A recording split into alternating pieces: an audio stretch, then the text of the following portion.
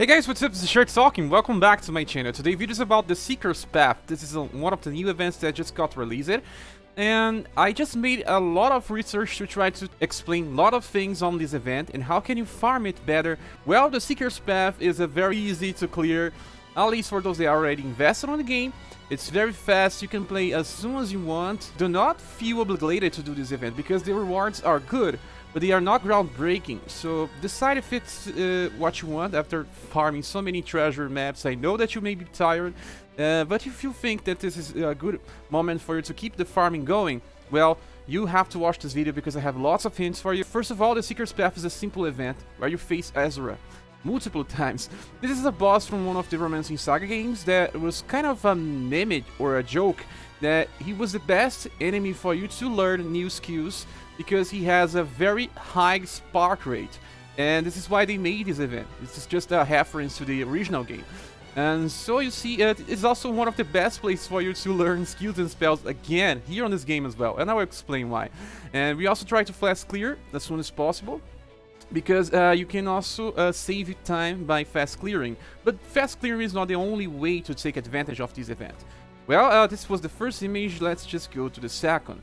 And why farm it? It has a good ground height for status. It's the same ground height for 4.1.5 on very hard. The same one as the Ruins on stage 7. You can see a 710 HP and 45 status. This is the first soft cap that we had in the game. We have more chapters now. We have chapters 6 and 7 that they have a little more than can go up to 49. But I don't recommend you guys doing that stages yet because story chapter number 8 will have a new and free character for you to farm. So this is still the best place for you to spend your energy. Chapter 8 will be released as soon as this event ends, so try to focus here unless you need weapons from Chapter 7. There's also a very fast way to clear, because there's only one wave on this. You only face Azura, there's no other enemies, so the best and easiest way. Depending on your strength, we can choose different stages, but the best one is the last. We'll talk about it. On the last stage, Azura has 5000 HP, and he doesn't have any type of resistance to damage types. Any style can work here. There's no restriction. Through Azura will do blunt damage most of the time. You can still use all types of characters to try to deal damage against him because, well, what matters here more is power of the skill and the base status of the character that you're using. So this was the second image, let's go to the third.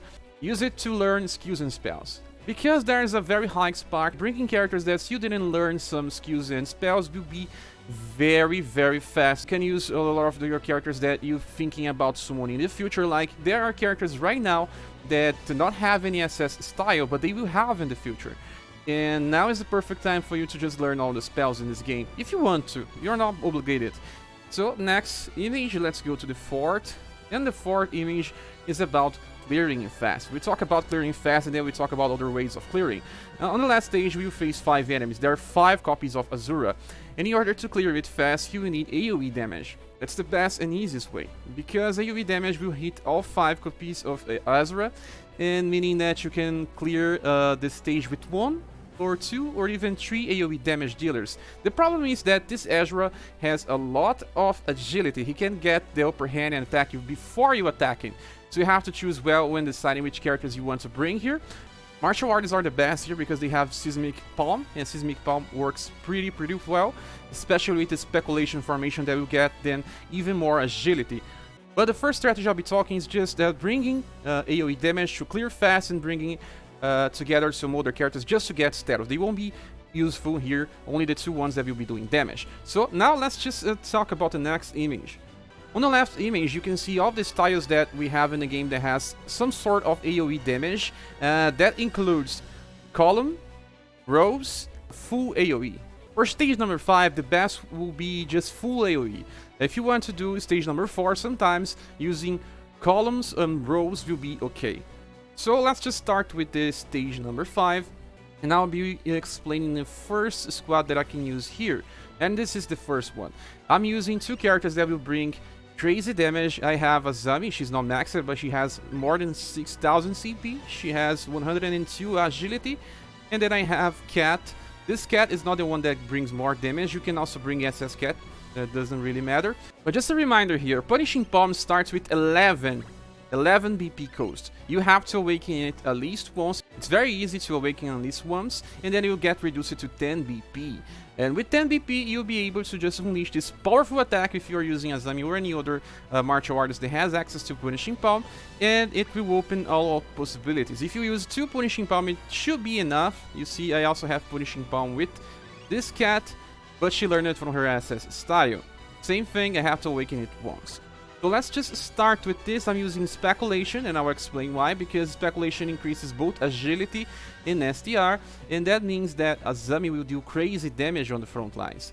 We have another that can be used, another formation, that it's Rapid String, because Rapid String increases 50% of the agility by all characters, so that means that you have a similar damage with your Punishing Palm users. On this regard, I'm trying to focus in my damage on Azami because she is the strongest martial artist in the game. And then if there's enemy alive, my cat will finish the job. And the other 3 characters are here only for status. They are not performing any skills. Okay, so let me click here on confirm, and then I will show you how this works. I already changed something about my skills because I have lots of different types of farming on this event. The first one is just clearing with Punishing Palm. Let's go there. I will turn off full autos just to explain what I'm doing here. So I only just use Punishing Palm, that it's reduced to 10 BP 2 times, and then okay, anything else. These enemies have 5000 HP. This time Cat went first, and then Azami went second. You see, we dealt more than 5000 damage, they are all dead, and we are now getting some status. Pretty nice, pretty fast, very easy way to increase the status. The best, actually, I think there's no other event that will be so fast to learn status. It's a good opportunity to do that. So you see, we also got these drop rewards, called Proof of Training. They will be used on the shop. We'll be talking about the shop later. This was the first strategy, the one that should bring 3 characters to learn status. Now we'll be talking about another ones. While we are getting status with these 3 other characters, we are also leveling up Punishing Palm. And level 95 and 99 will give me 30 gyros. It's also a very good way to farm. There's a lot of ways to get this, because there's not only Punishing Palm that deals AoE damage, but it has to be an AoE damage that can get down it to 10 BP. There's not many attacks that can do this. There are also for club, there are some also for sword. So just choose based on the characters that you have. Okay, so this was the first strategy. Let's talk about the second. It's using a different formation and a totally different squad. On the same time, you can see that I have an AoE damage dealer, that is Genie. And Genie has one skill that she learned, but she barely uses. It's Roll Beat, only if I get to the second turn. She will always be using either Petra Delta if I want, or a Seismic Strike. That's very similar to Seismic Palm, but it can also inflict stun. But not on his enemy because he's immune. But I just reduced it to 10 BP, you can see 10 BP. And I can also use this to help me clear the enemies that are not dead, because this one is more focusing on doing single target damage. I'm trying to level up Monica skill. You can see here I already have my Southern Cross maxed. I don't know if it's fully maxed, but it has lots of levels. I still want to level up Megatrust because it deals more damage than Southern Cross when the enemy is not undead. And this is why I also awakened Megatrust to reduce it to 10 BP. And so this is what you'll be using. You can see that I have also on this formation SS Cat trying to increase her stomp levels. She's still on rank number 2. I also awakened it 2 times to reduce it to 10 BP. And it's very easy to do so.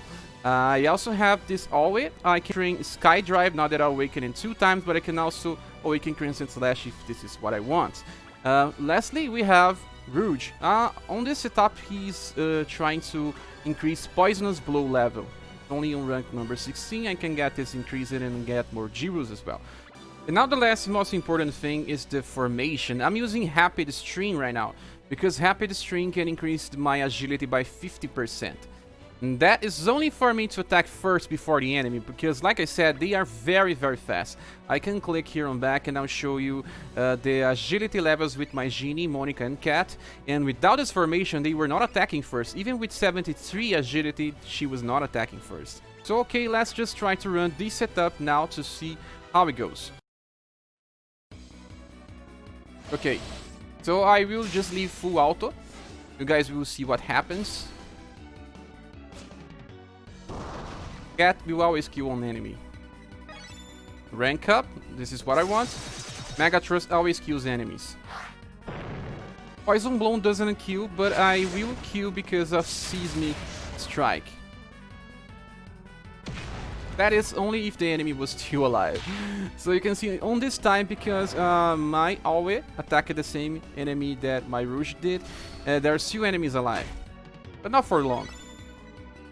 You see, I have a 3 BP skill as well with my Genie, so she is using Roll Beat.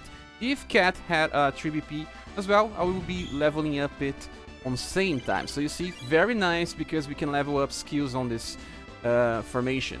And also, all of my characters can still learn some more status, so this is not just for the skills. I'm also leveling up, getting more status. Okay, so now this leads us to the third and final strategy. Okay, so this is my final strategy. This one involves Blue. Blue cannot one-hit kill this. I cannot make it deal so many damage. I don't know if you guys have any Blue that's so strong that can one-hit kill all the enemies. And what I do here is, there's 2 different formations for these strategies. I do not want to level up a maxed skill. Instead, I want to level up the middle skill from my characters. I'm leveling up Bone Crusher with my Sophia, and Heaven and Earth with my Julian.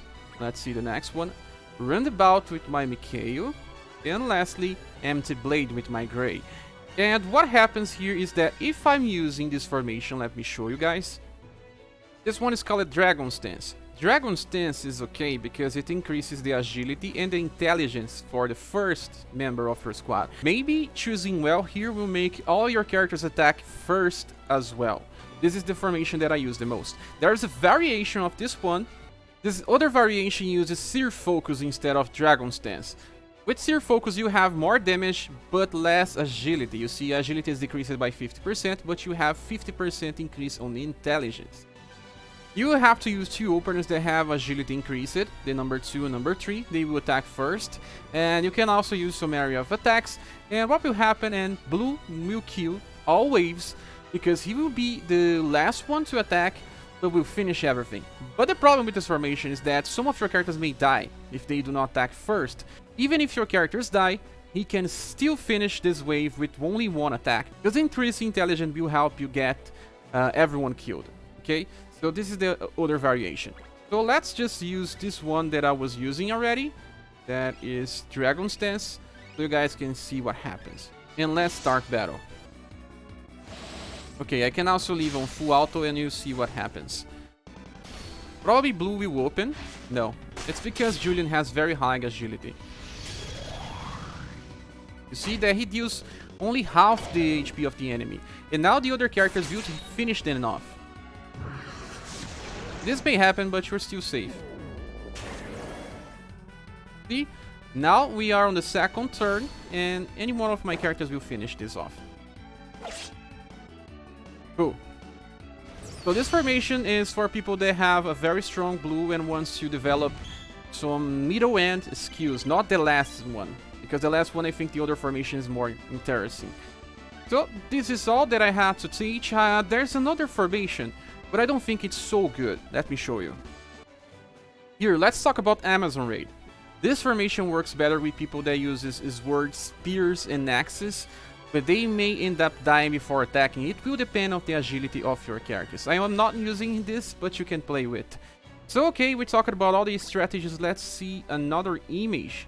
The next image is leveling up single target skills. I already told you how you do, but we still can talk about one more thing. Let's just go here on menu, then we go to character list, and let's click here on Ninja. That's my Azami. You need to learn something. We reduced the BP from Punishing Palm to get it to 10 BP, but we can make it high again. We can simply choose now if we want to use it with 10 BP or 11 BP. It is very good to do so because you can choose which is your highest BP skill that gets limited to 10 BP because you only have 10 on the first turn. That will be the one that the game will choose if you use full auto. So if I increase Punishing Palm again to 11, and then I just go here and choose Guanin or Meia Lua Compasso, and it decreases it to 10. I didn't awaken it.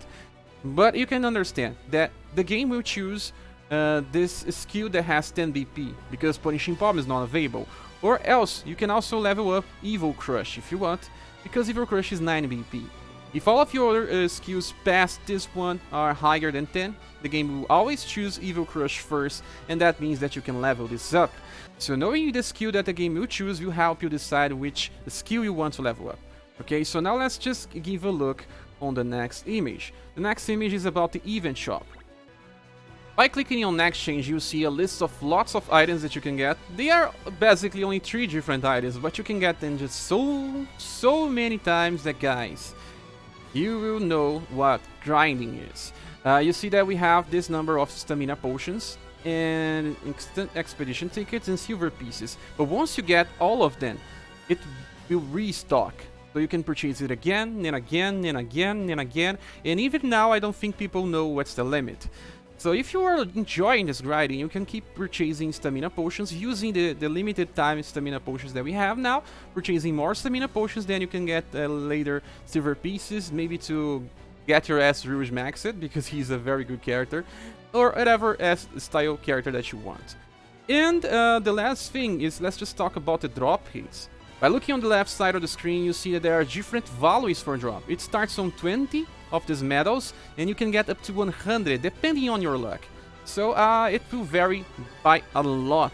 We cannot know how many runs we need to take everything from the shop, but just keep doing. You have a full week to do so, and because of you're doing that, you are getting more status, you are getting jewels by reaching level 100, 200, 300, 400, 600, 700. There's a lot of gems for you to farm, just like the skill level ups that will give you jewels on level 95 and level 99. So this is it, guys. Thank you for watching this video. Please subscribe if you still haven't.